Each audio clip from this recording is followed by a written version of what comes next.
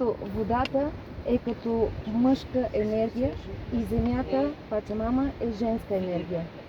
И за това са правили тези ритуали. En ese sentido, también hacían esculturas de sapos y de ranas, porque dice que con ellos atraían la lluvia con sus cantos, ¿no? Entonces los colocaban ahí las figuritas.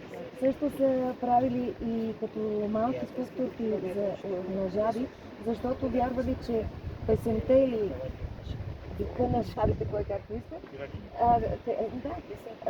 всъщност привиква дъжда да дойде. Sí, ahora ahí en la parte superior, en la parte alta, encima de donde están las fuentes, hay una construcción circular. Esa es una cucaracha, un lugar de vigilancia. Значи нашите тези религиозни изходи, това, което се вижда в леко закръглена форма, това е било място за наблюдение. Se llama pucara. Casa se pucara.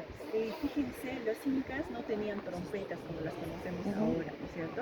¿Qué utilizaban para hacer señales, para comunicarse? Utilizaban las conchas marinas que se llamaban pututus, los soplaban. Ajá. Помните ли потуто, големите рапани? Всъщност с тях са се комуникирали и тук. Sí, fíjense que este lugar está conectado al sector militar que está allá al fondo.